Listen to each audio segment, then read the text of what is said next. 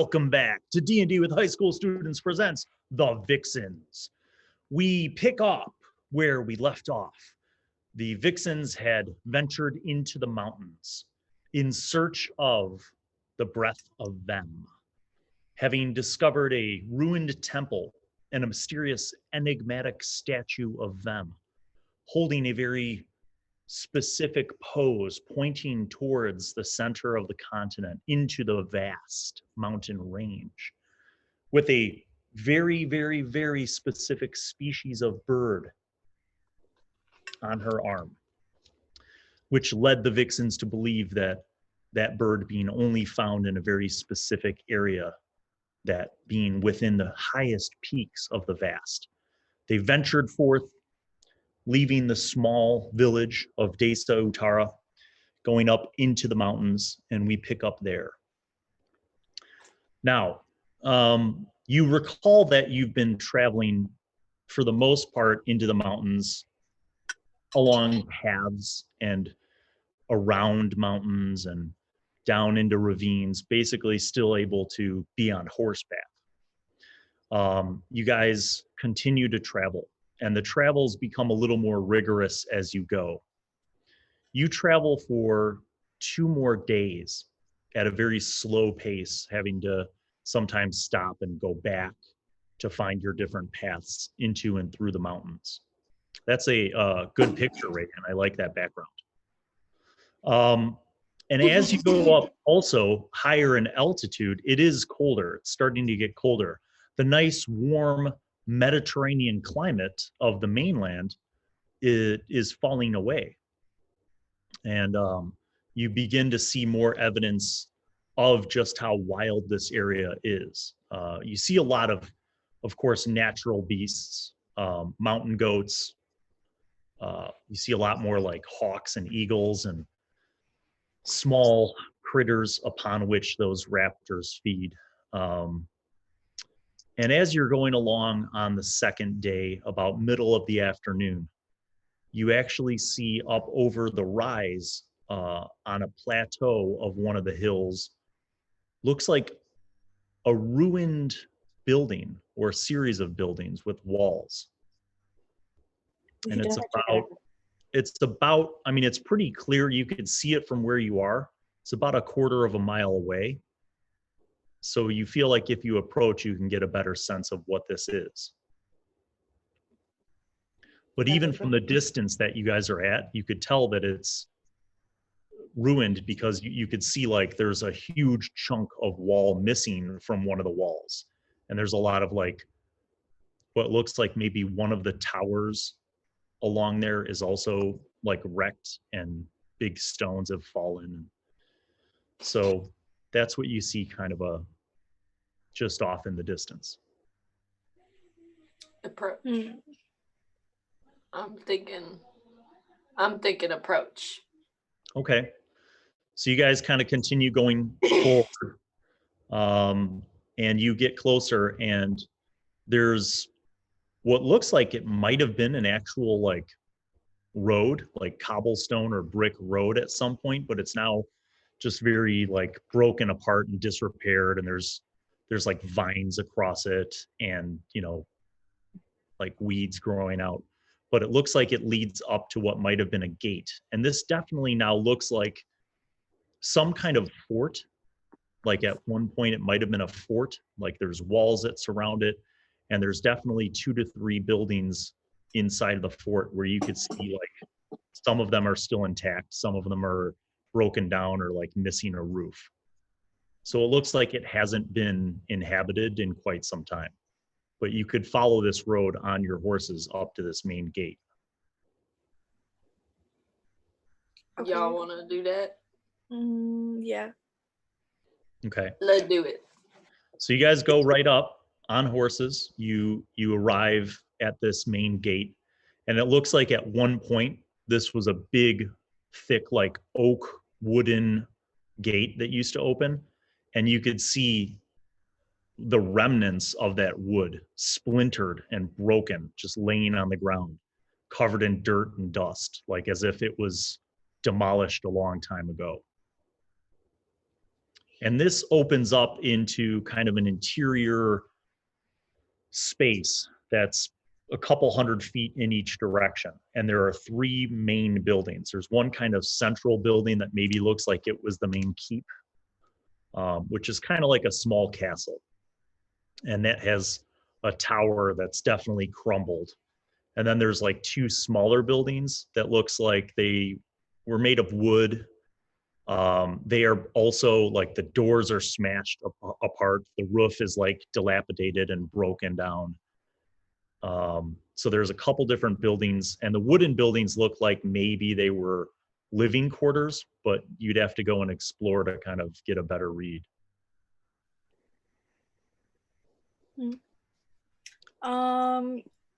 I want to kind of investigate, see what I find. Okay. Let's explore. All right, go ahead and make investigation rolls. Anybody who wants to do that. I will. Okay. So you, between the group of you, you guys spend about 10 minutes kind of just searching the grounds. And after doing that, you get the sense that this might have been at some point some kind of military outpost or fort. And let me see, who's proficient in history? I have religion. Sina actually has history. So 1622. So at some point while you guys are there, on near the entrance to the keep, which you guys have not gone into yet, but near the entrance, Sina notices that there are the remains of like a coat of arms. Not like a cloth banner, but it looks like one of those keystones that are set into the wall that has like, you know, it's like got the symbol etched in. And she identifies it as the symbol of Parmia, which, you know, Parmia is the kingdom to the northeast on the island. What's interesting is that where you guys are right now is very far away from Parmia. You're a lot closer to the kingdom of Malakun than you are to Parmia. So what you're saying is that Malakun took over Parmia. Well, where you are right now in the vast is basically no man's land. Like no kingdom has really ever laid claim to it. And judging by the age of this fort and the level to which it is ruined, you think that maybe this could be 100 years old. And it might have been at a time when the kingdoms were trying to expand into the vast. Now, when you guys investigate the other buildings, you indeed come across what looks like barracks. So there are like bunk beds and chests, and most of them have been demolished or are like rotting away from where like the roof is not there and water has seeped in and like rotted away at stuff. But as you've investigated, you do notice that you come across like several military uniforms and even pieces of armor and a few weapons that are like rusted and old. And it does seem to indicate what Sina found. And they look like some of the ones that you've been able to find that were intact have the emblem of Parmia. So the only area that you haven't ventured into yet is the main building of the keep.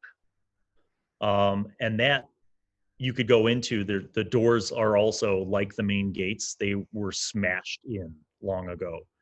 And you could tell that there's a difference between things that have rotted and just kind of fallen away versus the door, which clearly looks like it was smashed in. Like the door is broken, splintered in multiple areas. Does it look like it was recently broken into? Or like this looks very old. It looks like at about the same era as the main gate, which also looked splintered and destroyed. So whatever happened that made this place abandoned happened a long time ago. Like everything's covered in a thorough layer of dust and dirt. Now, in fact, I'm going to have Sorshe, I'm going to make a roll for you. You, while everybody's scouring around, Sorshe, you notice there are some tracks in the dirt. And they are large footprints, not boots, foot. Like something Unok would do?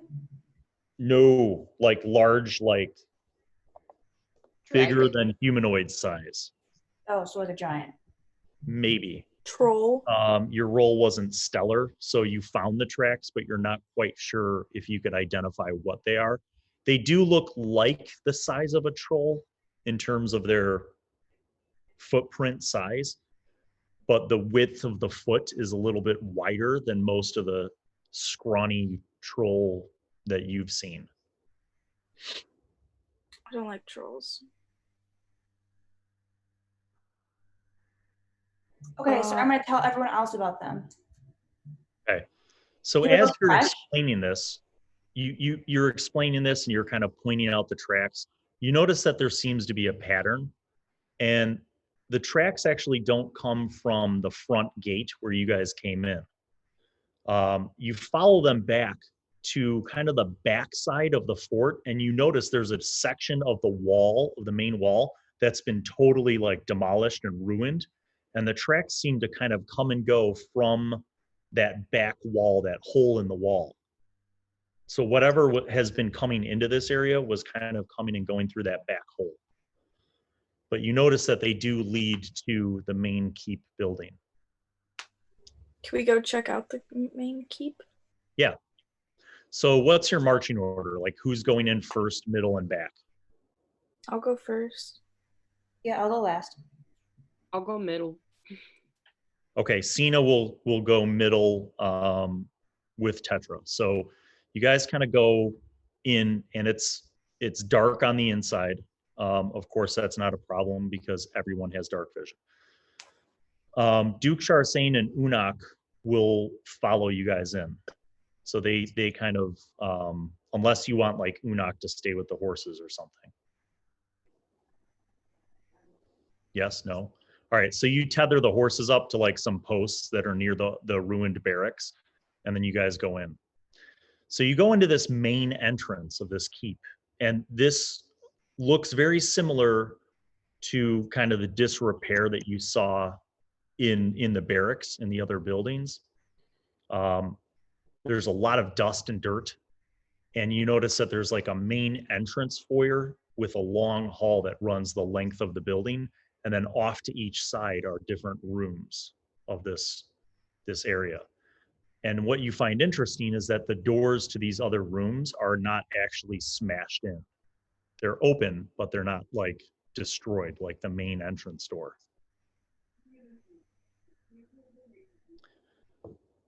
Abby, with your enormous perception, when you guys go into the building, you're kind of standing in this foyer, you notice there's a set of stairs that goes up.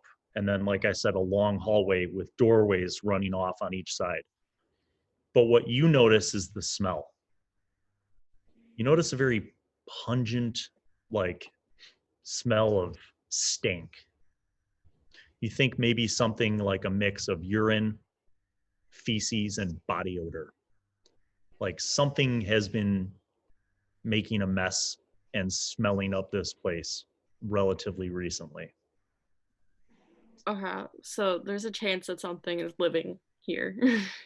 You get the sense that something might have been living here or might be here recently because it's a very recent smell. It's fresh poop. Yeah. It smells Fresh Duke. a lot more fresh. I want to check out the stairs. I want to go upstairs. Okay. So you start going up the stairs, and as you're going up the stairs, they are very old, and you hear them like they're very creaky. So like it's like every step you take is like. I'm not going up. I'm too heavy. The stairs hold up, but they're very creaky. So you get to the top of the stairs, and there's a landing and a turn, and then another long hallway that kind of mirrors the layout of the main floor with rooms going down each side. So you were upstairs and upstairs by yourself. Does anybody else want to go upstairs, or are you guys all still in the main foyer? I want to go upstairs. I'm staying downstairs. I'll go upstairs. Okay. So several of you go upstairs, the rest stay downstairs with Sorshe. So you guys go upstairs, and as I described, you see what was probably a very nice upper level to this keep at one point. And you see even like there's like tapestries, but they're like mildewy and like kind of rotting. Same thing with like, there's like a long rug that runs the length of the hallway that is moldy in parts and like rotten away and kind of tattered.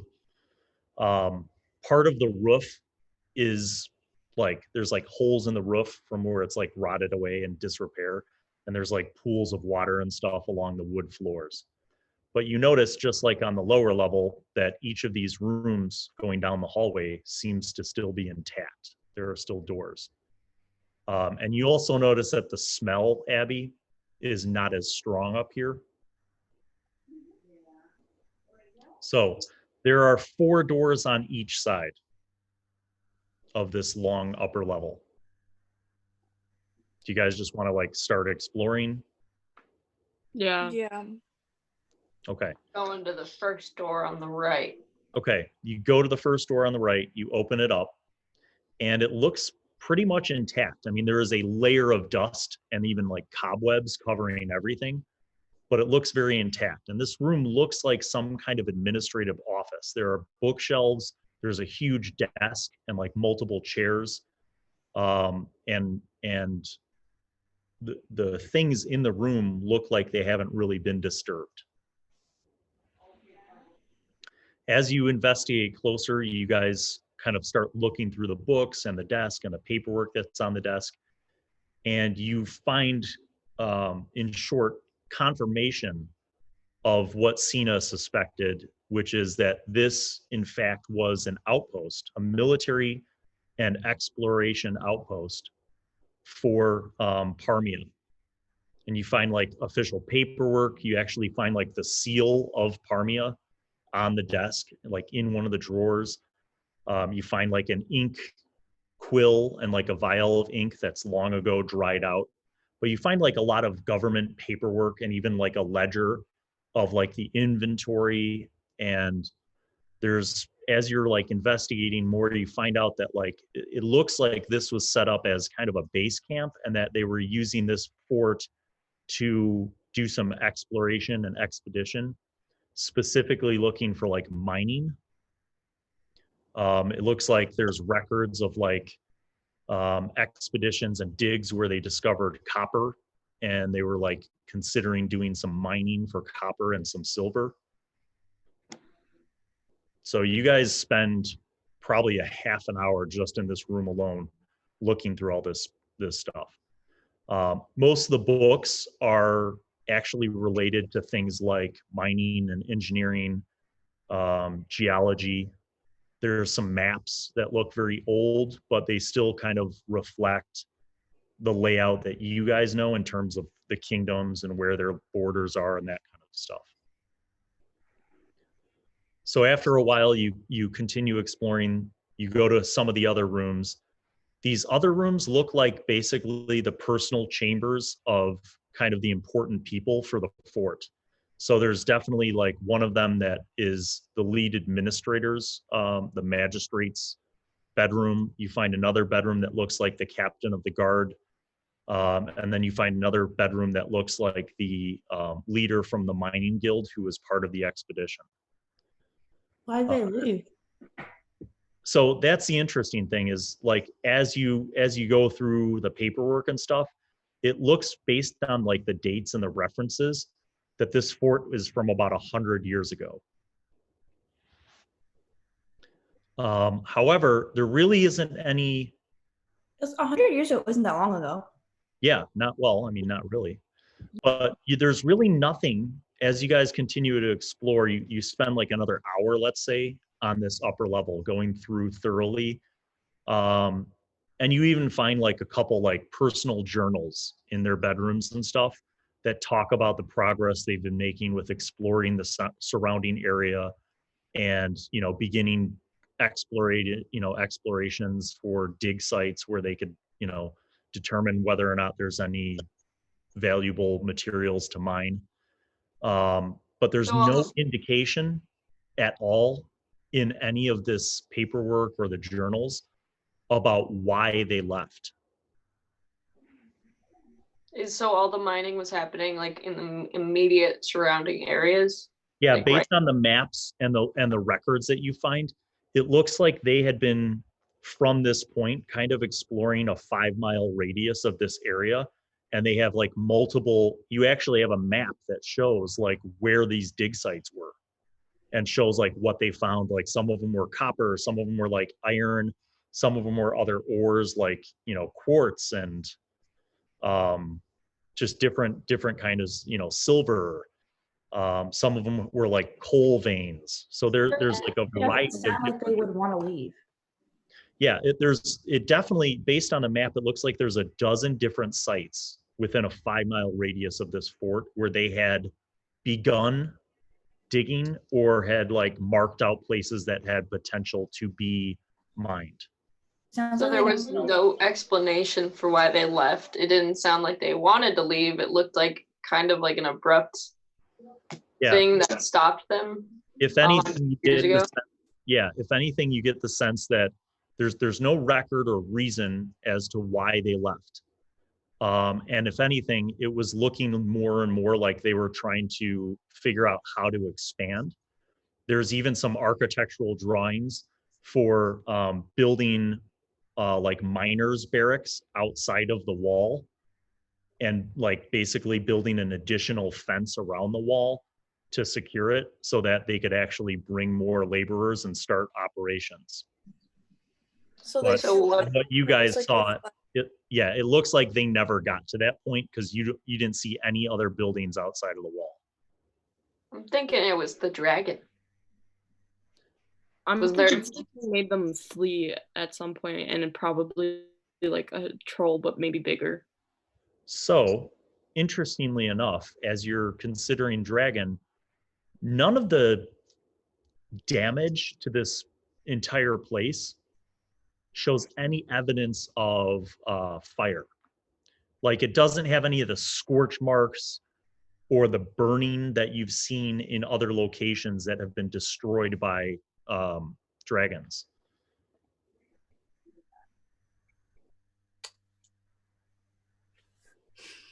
Were there any more like footprints? So the footprints that you saw only led to the first level of this keep. So smash cut, Reagan, you and Unak and Duke Sharsane and Sina are all on the lower level. Yes, sir. Are you also exploring things? Yeah, but like I'm not leaving like the area. Okay, so you start going through the rooms on the main level, and what you find is a very different thing. So first of all, the main level, like one of the rooms is like a kitchen, and then the room across from that is a huge like pantry, like a big room that's literally full of like shelves of what would have been like, kitchen supplies and pots and pans and dishes and tons of like food storage, right? All of that stuff is rotten, broken, or destroyed. Every room you go into looks like somebody just smashed it up. And when you get to one of the rooms kind of in the middle, you are assaulted by a wave of stank. And you smell, and like as you open the door, the smell hits you a lot harder. And you see like literal piles of crap. There's like urine pooled up. Okay. And it looks like, basically it looks like bedding and like tablecloths and blankets have all been thrown into a corner and made into like a very large sleeping pad. You notice bones, like gnawed on bones, like mountain goat maybe. You're not really sure what kind of bones these might be. Big bones, like as in the mouth gnawing on them have to be big. Yeah. Okay. Then you go to the next room, and this is like the last room adjacent to the kitchen, but like further down the hall. and you go to open the door, and the door is actually locked. It's the only door that is locked. It doesn't look like a complex key. Sina walks over, pulls out her lock picks, and easily picks the lock. She's like, Okay. opens the door, and you see piles of stuff.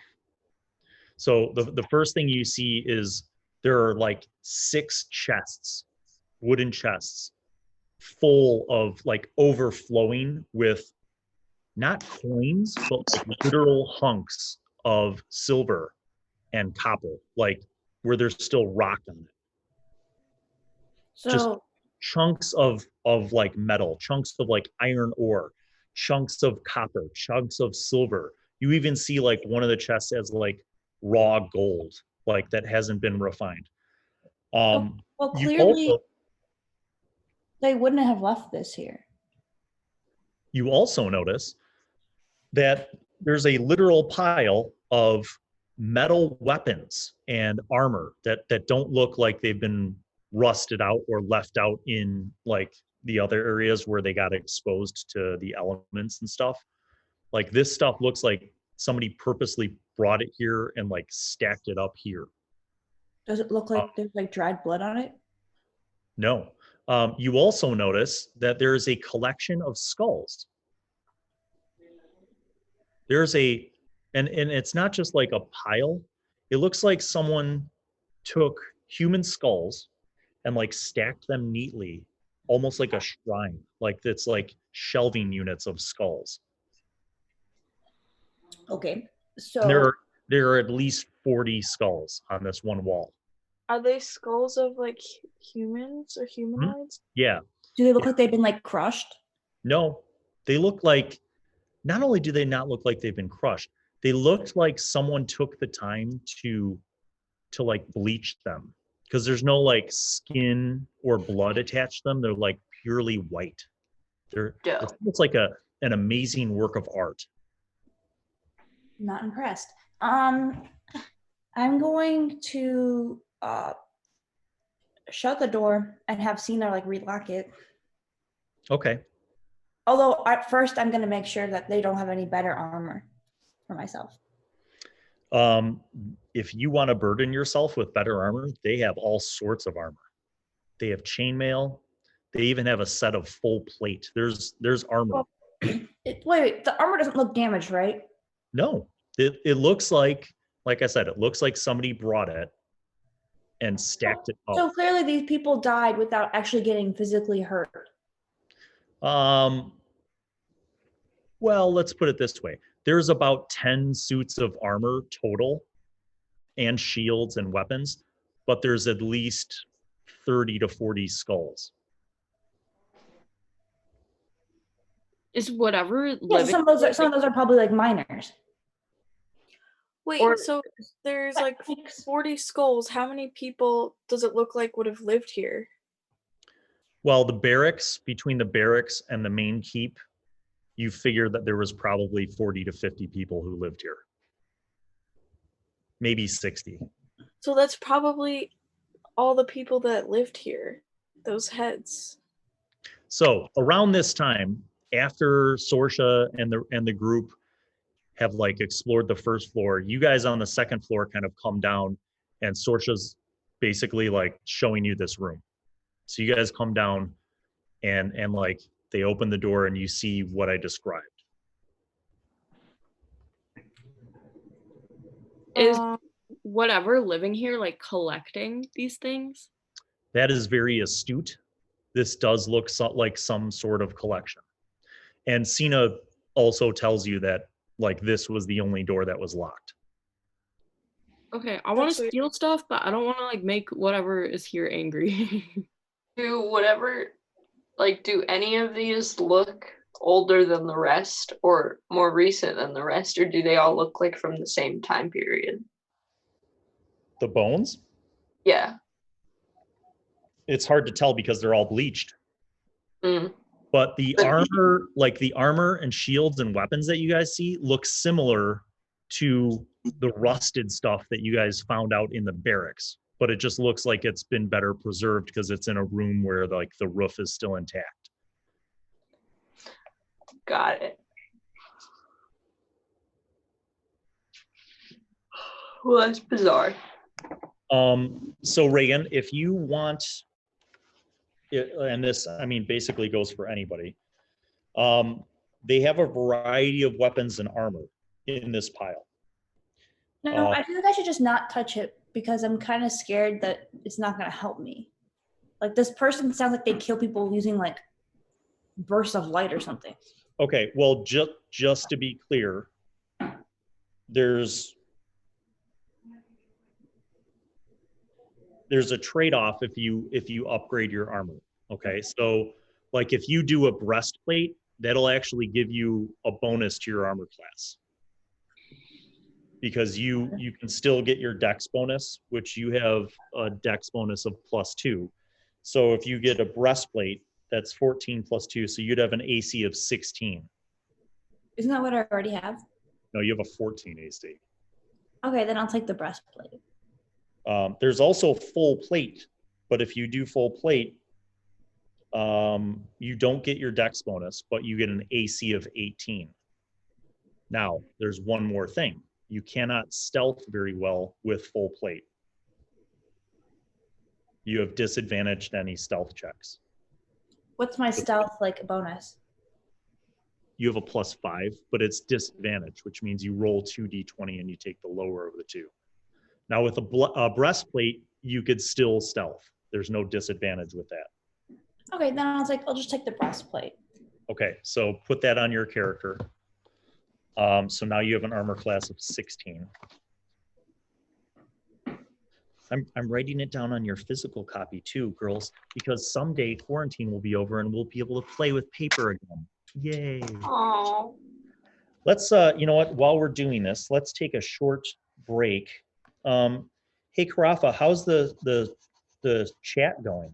How's the stream going? How's everybody doing out there in quarantine world today?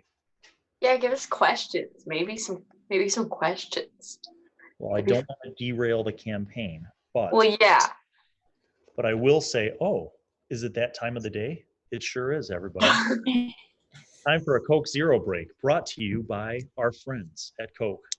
No, brought to you by the patrons.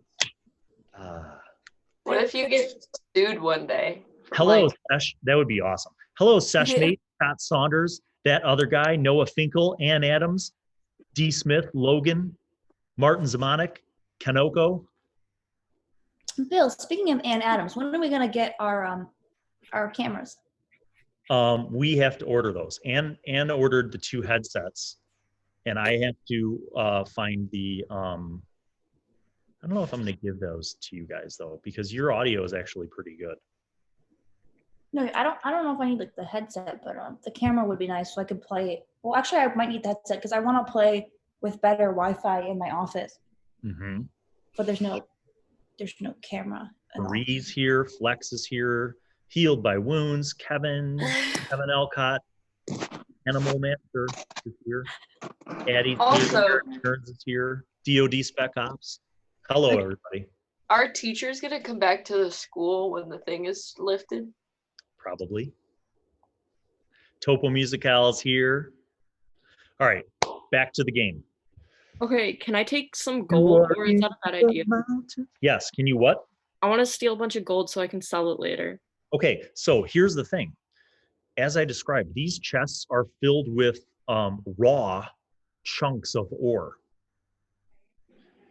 So they're not exactly like something you could just, I mean, you could stuff like a couple into your pouches or backpack, but if you guys wanted to really go full out with taking all this stuff, you would need to acquire like a wagon and have the horses pull it because it's heavy. No. Now, But is it I will worth say, it? Too much. I don't want to be too greedy. I will say that you did see a wagon in that other stable building that you could probably repair with some surplus wood. Okay, that sounds cool, but like that's a lot of effort. Also, I don't want to touch this stuff. Okay. Well, yeah, we don't need all those bones. Abby, you take a hunk of gold. Yeah. And you I'll take money. I'll take some money. It's not coins, Beth. It's literal hunks of ore. I So don't- if you want I don't copper, care. I'll silver, take or this- gold. I'll take as much as that doesn't weigh me down. Okay, so you throw a couple hunks of ore into your backpack. I'm Can I not get some taking any. gold? Can I get some gold? Wait, Beth, why are you taking hunks of ore when you were so happy to give away coins to NPCs? What do you mean? You were So- giving those coins to those people that got like taken by that. My weird- charity has nothing to do with me taking some money. I just don't understand why, if you're gonna take money from, like, it's not even money. It's just Bro, it's fake like ore. Robin Hood. It's literally just Robin Hood. Okay. Yeah, bro, like Let I was us be doing nice and something also good steal. for someone else, and now I see all these skulls, and I think, hey, gold. This guy must not be very He's nice. not that great. Yeah. What are you showing So us? you guys are about here, right? Where are we going? You're in the mountains. Well, you don't know exactly where you're going, but Well, don't we know where the It- bird's supposed to be from? yes, you know roughly it was pointing in the direction that you're traveling. So you're about here. This fort is here. Sina, do you guys that went upstairs, do you tell like Sina and Sorshe and the Duke and Unak about what you found upstairs and the whole like history of the fort? Yeah. Sure. I Okay. don't see a reason why not. So you guys talk about that. You guys, like you spend another 10 minutes kind of sharing information. Sina runs upstairs and she comes back with the ledger book and the map of their mining expeditions. And she like puts that in her backpack and she's like, maybe later at some point we can go get all the gold we want and become super stupid rich. And then we can buy an army, and then we can take the And the pay. king and we put can the take rightful over this. king on the throne. Yeah, she's like, I don't really care about the Period. king. She's like, but we could like, if we become rich, we could hire a bunch of laborers, have them come rebuild this fort, and we could take this fort over and make it like our awesome fort and have all those laborers go mine all this stuff, and then we'll be even more rich. Yeah, There's she- still who got plans. Wait, who's saying this again? Amanda. Oh, and then to who? To how many of us? Just, Wait, what? She's saying it to just Reagan or to all of us? Saying it to all of you. She's Oh. like, Oh, okay. we could, Dick. with this map, we know the location of where they would have mined. And like, she looks around and she's like, doesn't look like anybody else would know. She's like, so we could always come back here like later and become like crazy, Rich? stupid rich. Let's take. That's very everything- on brand, Bill. That was a good call. It's very on brand. I was like, what would Amanda do? She would She's an want entrepreneur. she would want to have the secrets to being wealthy and other people do it for her. That's true. Facts. All On right. brand. So you guys kind of finish exploring. Now, point of order. It overall in your travels and your explorations, it is now evening. So do you want to like leave this place and get back on your travels, or do you want to kind of set up a base camp? And I think we should keep going. I don't think we should stay here. Yeah. I mean, there are Yeah. bedrooms upstairs that are like still intact. Like Mhm. if But I'm you- kind of I afraid don't- that whatever was here before is gonna come back. Yeah. Definitely not. okay, so you guys are gonna leave. Mhm. Mhm. Are you sure? Because there's nice, comfy beds upstairs. Yes, Bill. We're sure. Okay. Well, right. he's just gonna help us. Bill, No, I'm not trying to help you. You do what you want to do. So you guys pack It's up, good, we're leaving. you get on your horses, and you start heading back down the path. You guys travel for another, let me see, 10 miles, because this is like rough terrain. So you guys travel for like another 10 miles and then it is nighttime. So Sorshe, you do an excellent job of finding a base camp with a little bit of cover. It is not in a cave. There are no vines nearby. So you guys set up your tents and your bedrolls and you make a little fire and you break out your rations and you start eating. And Oh, Sam Ruffner says hi. We miss you, Sam. Oh, Hi, hi, Sam. Sammy. So you guys break out your rations and you're eating, and then everybody's ready for sleep. So who's going to be on first watch? Me. Okay. Beth, you have an uneventful first watch. Yes, just how I like them. It gets cold, so you keep the fire going. Sorshe scavenged a bunch of like dead wood, so you just keep feeding the fire. And a couple, 3 hours go by, and then you wake up the next person. Who's on second watch? I'll do it. Abby. So similar thing. It is now the middle of the night. The wind is picked up. It's cold. That cold breeze coming off the mountains puts a chill on you. You pull up your blanket around you as you're sitting by the fire. You keep feeding the fire. Everybody else is sleeping. And that breeze that's blowing through, with your incredible perception, you smell something on the wind. Like, when you can when you're like walking in downtown and you smell like one of the restaurants making burgers, you know what I mean? It's kind of like that. Instead of burgers, though, it smells like a mixture of ass and like body odor. Sick. Why does this always happen when I'm doing the watch? Something is upwind of you and it is smelly. It's a rotting corpse. Do I have perfume? It doesn't smell like rotted corpse. It smells like stank body odor and ass. Abby, you should definitely like do something. You're asleep, Reagan. Can I just like look out? Guys, who do you think it is? So you look out and you don't really see anything within your 60 feet of dark vision from where you're at.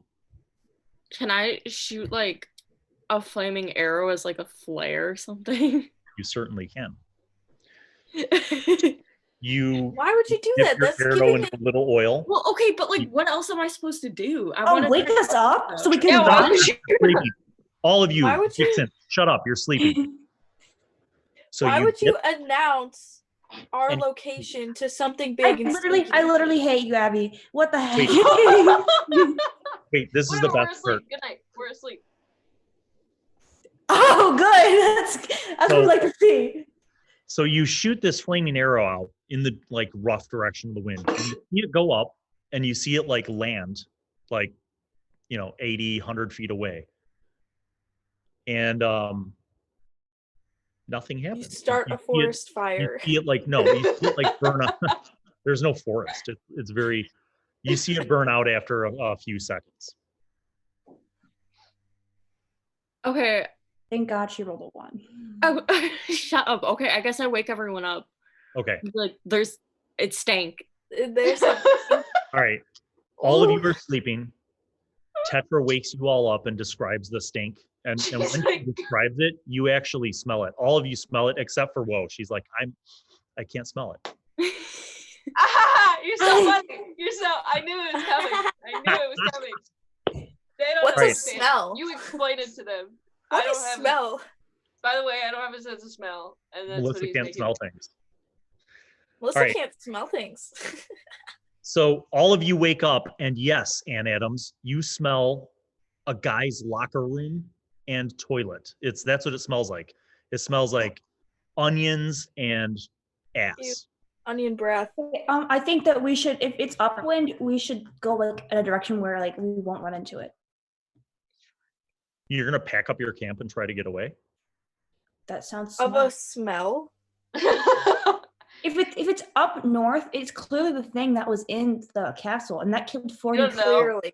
Maybe it's a bunch of jocks coming back from soccer practice. You have no idea. All we need is ass. So here's what I want to know, point of order. Those of you who wear armor, are you putting your armor on and getting ready to pack up? How do we know if we wear armor? Well, you don't. You're a monk. That's what I thought. and Sina doesn't. So basically, I'm asking the two girls who wear metal armor, are you putting your armor on? I am putting it on, but I'm not packing up. And it's only because if it is someone or something, I want to be ready, but I don't want to like move the camp. Okay.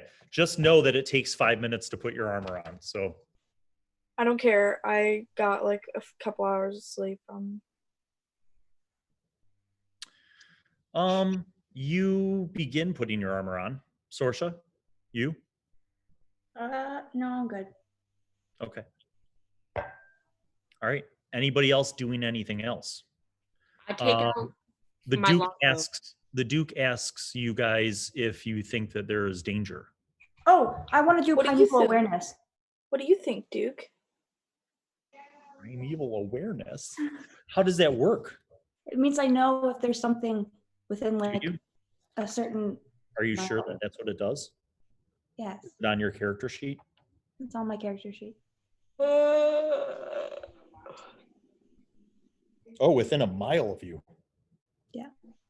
Yeah, you do it. And there are no celestials, aberrations, dragons, elementals, fae, or fiends, or undead within a mile of you. Okay. So it's just something real stinky. That was good, though. That was a good move. That would have thrown me off if I had one of those things. Can I like throw deodorant? It's not a fiend. You could make.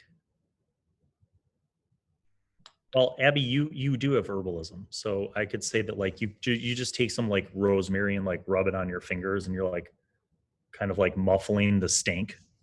Okay, thank you.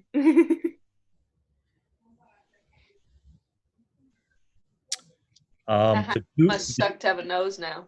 the Duke whispers something to Unok, and Unok nods, and he bows to the Duke, and then he grabs his spear, and you see him like crouch, and he darts off into the shadows. I asked the Duke, what the hell did you just make him do? I explained to him there is maybe danger, so he can go look. Can we ask the Duke to do like his version of like primeval awareness to see if there's something? Is there like a spell he could do where it'd be like he knows? Like, I will wait for Unok to return. His people are very effective hunters. Unok's not coming back. I love Unok. If you kill Unok, I'll cry. I can't say I'm particularly attached. He's gentle giant. 3 minutes later, Unok returns, Ah, and he says something in their language to the count, or to the Duke. And the Duke is like, Unok says there is large, how you say, ogres watching. He say they are 100 yards this way. They're watching? He's like, and Unok's like, oh, wakati shnaku brakaka. He say there is cluster of boulders, like 100 yards, and they are behind, watching this fire. How That does many? explain the onions. He looks at you, Beth, while you're putting your armor on, and he's like, perhaps you should make armor and be ready for combat. See, I'm smart. If ogres are watching, they will strike when they think we are sleeping. All right, I'm gonna put a bunch of armor on too. let's all pretend to sleep. How many ogres? Yes, he nods at Woe. He's like, yes, I think maybe we make trap for ogres. Ogres, very strong, very deadly, but not smart. Okay, Yes. then I'm gonna put up my cordon of arrows. We all pretend to sleep. Okay. But The ogres. How get our many? shit ready together. It don't matter. We go. Unok say 3 ogres. He Okay. sees.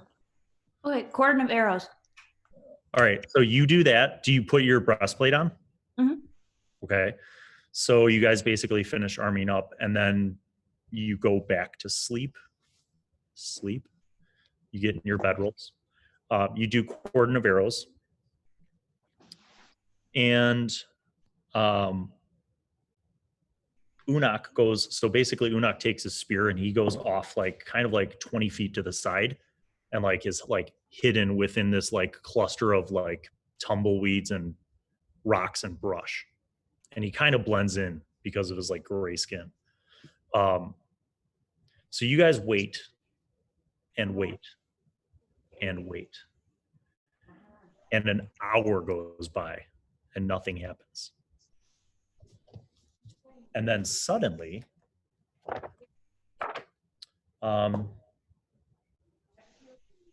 Abby, you hear movement. Like you hear, like it sounds like large footprints, but they're not running. They're like, it sounds like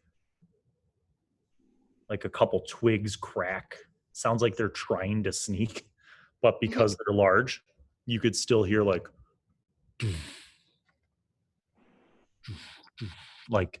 kind of like slow, large footprints. And you guys, as you're kind of hidden in your sleeping positions, you hear this sound slowly starting to kind of approach.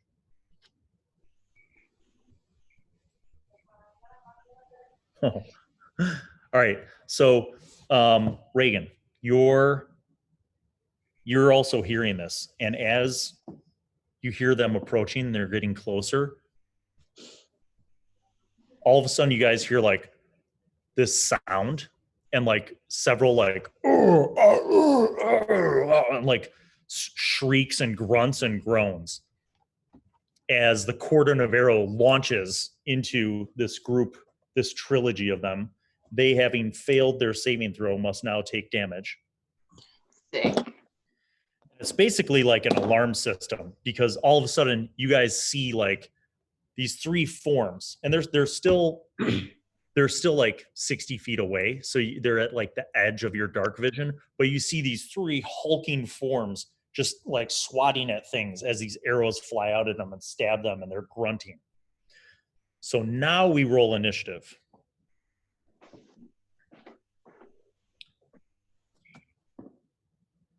Sina, Sorshe. Okay. Abby, you're first. Sorshe, you're on deck. I want to shoot him. Okay. Bo. Yeah. That's a hit. For 8 plus 3 is 11. So you fire a nice shot into one of them.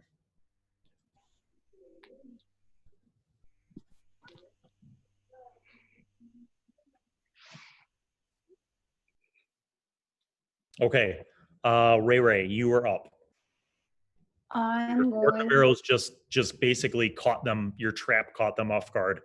You could see them at the edge of your dark vision. They're 60 feet away, which is within range for a bow attack. All right, yeah, and then I'll shoot them in the face. First shot is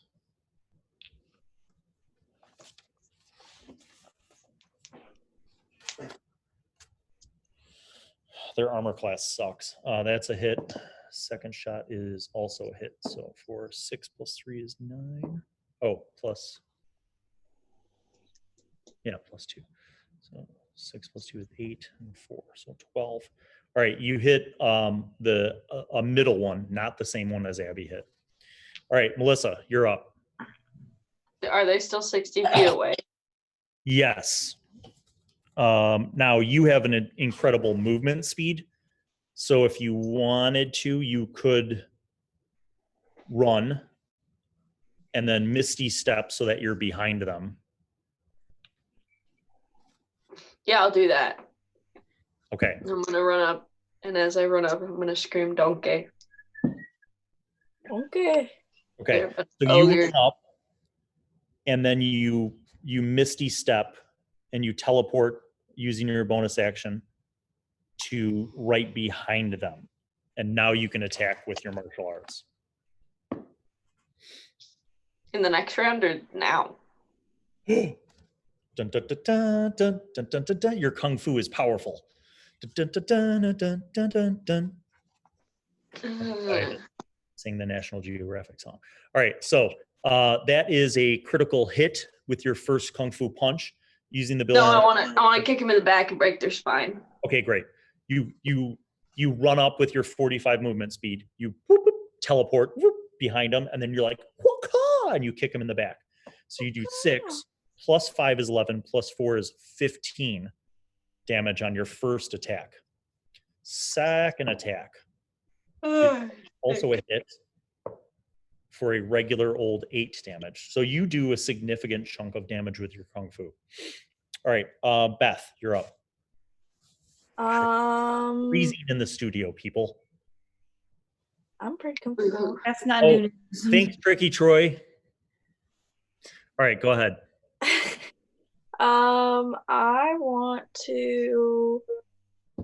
I obviously have my longsword, and I want to the closest one to me. You will have to blow your entire round running up to them. That's fine. Is there anyone that I can No. sneak up on? No. Okay, then. If you blow your entire, well, you could either shoot them with your longbow. Then I want to do that. Or you can run up, and then next round you could flank the one that Melissa's attacking, and you'd both have advantage. Your call. Can I run up halfway and shoot? Yes. Then I want to do that. Okay. So you run up 30 feet and you fire. Hit. For, good Lord, 9 damage. Second shot. Hit for 8 damage. 17. All right, that's on the one that Abby attacked. So that's down 41. Excuse me. All right. Amanda. So Sina is going to use her roguish dash powers. She runs 30 feet, dashes, and then stabs the one that Melissa just attacked. So she has advantage because the ogres have not attacked yet, and that is a hit with her rapier, which will do sneak attack damage. And not only sneak attack damage, but maxed out sneak attack damage. So 16 plus 6, 8, 13. 16 plus 13 is 29. It drops. So you just tag teams. So in slow motion, left to right, Abby shot one. And then Ray shot a different one, the one on the right. And then Melissa ran up and ninja teleported and then back kicked and punched one in the middle. And then Beth shot the one that Abby shot. And then Sina ran up and stabbed the one that Melissa shot. And the one in the middle now is dead. And it falls. Yay! Unak jumps out, runs up 30 feet, and throws his god spear. Doing 9 more damage on the one that Ray shot. The Count launches 2 blasts of fire at the ogres. 1 hit.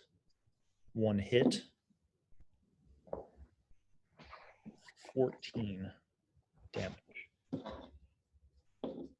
Okay, and now the ogres will smash and hurt people. So, first attack on Melissa. So, what's your armor class, Melly? Oof. 17? It's Yes. high. I know it's high. Is it 17? But not high enough because it's 23. So, damage is 12 plus 4 is 16. You are smashed by this big, like basically he has a tree limb for a club and he just swings it and hits you. Bro, why? The other one attacks Sina with his club. Sina, that is also a hit for 8 plus 5 is 13 plus 4 is 17 damage. Oh, Sina has uncanny dodge. Hold on. So she'll take 8. All right. So you both get hit by these great clubs. Top of the order, Abby. You see your 2 small friends getting wailed on by big ogres. The one that you attacked before is the one attacking Melissa. I'm gonna shoot him. Just more. Thanks, bro. Appreciate it. You hit for 7. Okay. Ray. I do the same thing. I shoot. That might be a miss. 7. That's a miss. Second shot is definitely a hit. 18 for 7. Melissa, you're up. Now you are no longer you're not getting the flanking bonus because the ogres have split up between you and Sina. So you just have your regular attacks. Okay. Is the ogre still attacking me? The one is attacking you, and the other one's attacking Amanda. Okay, so the one that's attacking me, I'm gonna take the club that he's hitting me with and like hold on to it, stop it, and then stab it back into him. That is an ambitious maneuver. I'll let you try it. You grab the club, but your strength check is not even close to his. So you grab the club and you try to like wrestle it back onto him to hit him, and it's like trying to pull a tree out from the roots. All right, Beth, you're up. Now you're arranged to run up and attack with your longsword if you just want to drop the bow and go hog. That's what I want to do. All right, which one are you attacking? One of them's attacking Melissa, and the other one's attacking Amanda. Which one is closest and which one's more damaged? The one that is attacking Melissa is the one that's more damaged because that's the one that Abby has been shooting at. I want to go up behind him and knock him. Also, Reagan, why is that just your face? All right, so you hit. It's dark. She looks like a moon emoji. Are you in the bathroom again? For 8. Oh, don't. Oh. Second attack also hits for that is 17. So it's not dead, but you just carve 2 huge scars into its side, and it shrieks out in pain. Awesome. All right, Amanda is going to hit and then hit. Shh, stop making noises. Reagan's taking a dump during the thing. It's disrespectful. No, she's not. All right. Now so ogre number 1 is going to do an attack. Okay, we're done. Whoa, you take another 8 damage. It's karma. The second one is going to attack Sina. Ooh. For 14. Sina's hurting. Like a lot. Let's go. All right, top of the order. No, I'm sorry. Unok. Unok runs up. He grabs the spear out of the ogre that he hit before, and he stabs down back into it for a hit. Well, obviously he hit it. 6. So he stabs that one, and the Duke runs forward and again fires 2 bolts out for 9 and 7, 16. So 9 and 7. The one that you get with 7 is so the one that Beth and Melissa are attacking and Abby has been shooting is almost dead. Like it just keeps getting hit from all directions. But top of the order, Abby. I'm gonna I'm gonna shoot the one that's on Mando, so that way that one gets damaged. You do. And let's see if it's enough to kill it. 7. It falls. All right. Ray. She shoots and attacks, and that is a hit for 8. So the other one that Sina is still fighting is more wounded, but still not terribly wounded. All right, Melissa. Yeah. You could move over to the other one that Sina is attacking and have advantage because you'd be flanking her or flanking the ogre. Is one still on me? No, that one just died. Abby just shot it. Right. I thought that was okay. Right. Yeah, then I'll get the other one that I'll have flanking. Okay. First attack misses. Second attack hit for a nice 6 + 4 is 10. Why? You hard kick, just it's like side kick into this ogre. And now, Beth, your turn. Same thing. You approach it from the side opposite of where Sina is. You can attack it with advantage. I want to do that with my longsword. Dun, dun, dun, dun, dun, dun, dun, dun, dun, dun, dun, dun, dun, dun. That's the benefit of advantage. All right, you critically hit. 8 + 3 is 11. + 4, 15. You, again, gouge into this thing's shoulder blade in the back, and it almost falls, but it's not quite dead. Your second attack is, wow, a 2 and a 6. That blows. But that is actually still enough because of your massive to hit bonus. So the 6 is actually a 13. So that's a regular hit.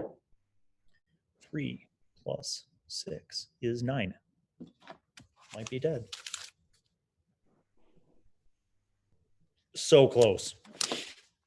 You have 2 strong hits, but this thing is just still holding on with all that it has left, trying to swat all of you guys down. And it will hit someone with a 25. All right, I'm going to randomize this. Will it be 1, Woe, 2, Sina, 3, Mantra, or 4? Oh, it hits Unok for a whopping 15 hit points of damage. Unok is slammed back down to the ground, but he's not dead. All right, top of the order, Abby. I'm gonna shoot him.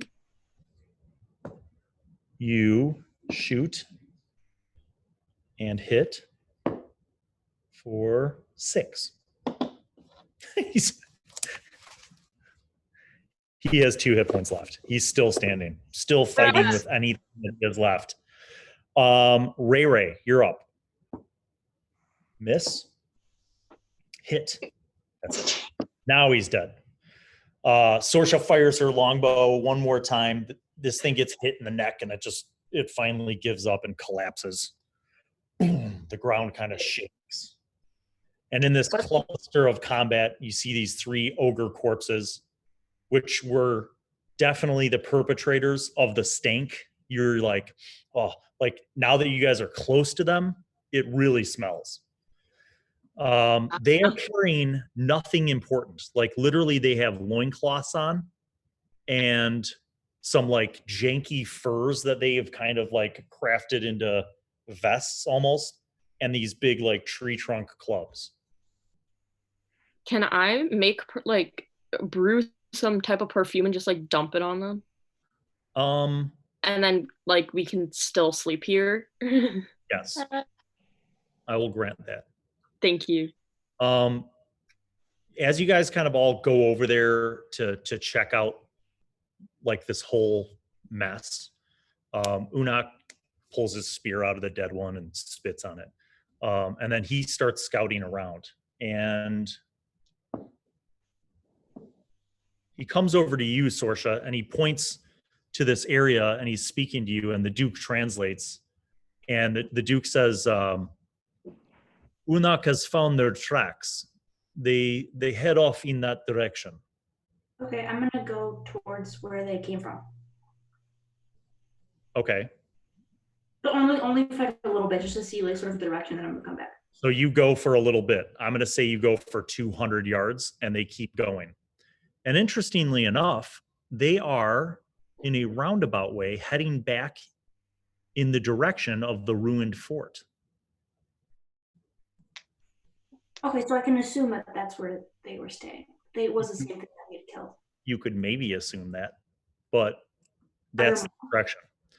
Now, remember that you guys traveled 10 miles, so you're quite a bit away from that area again. And it's also nighttime, so it's hard to follow the tracks.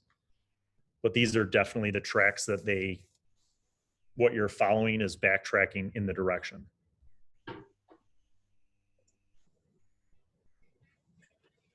Okay, let's go back to sleep. Okay, so you guys go back to the camp. You go back to sleep. Sina needs to sleep because she was heavily wounded, and so does Woe. So you guys sleep actually longer than normal. Unak takes a watch, and you guys, when you all wake up, it's actually like late morning. Unak is hunted, and you guys wake up to the smell of roasting mountain goat. And apparently he found some kind of herbs, because there's like a nice like sage and rosemary scent mixed in with the smell of cooking meat. And you see he's set up like a spit and he's roasting the goat over the fire. And he and Duke Sharsain are just like sitting on some stones nearby the fire and like just chatting. You guys all wake up and you feel refreshed. Those of you who are wounded, you got your long rest in, you heal up. And those of you who have spells, you make your necessary prayers and meditations to prepare your spells for the day. And then basically you have brunch because it's late morning. So when the goat is cooked, you guys eat it. Everybody eats a good helping of the fresh meat. Unak takes the remaining meat off that people don't eat and kind of bags it up. And you notice that he seems to have found some salt, like raw chunk of rock salt, and he's like shaving the salt into this bag with the meat. And then he kind of packs it up. So you guys all pack up your bedrolls and your tents, get on your horses, and you continue traveling. You guys travel for another 2 days, uneventfully. The only real events that you have are getting lost occasionally, kind of like going around paths and finding out that they kind of dead end into like huge cliffs that drop off. But you circle back, you find another way around, and you continue making your way southeasternly up the mountains gradually and further into the vast. And after 2 more days of travel, you arrive in an area that seems to be kind of like a plateau. It's still mountainy, but it's kind of like leveled off. And now going down between mountains and up mountains is going to require a lot more time if you want to stay on horseback. So you make a camp and you kind of like scout out the area and talk about what you want to do. And it looks like this plateau, at the very least, it has like a small pond and it has like some trees that are growing in the area. The pond is fed by like snow melt from the mountains. So it's like fresh drinkable water. And there's like tall grass in the area and scrub brush. So it seems like a good place where you could set up a camp for a while. And it occurs to you that if you want to go any higher up in the mountains, that you will have to like make some kind of base camp and leave the horses here.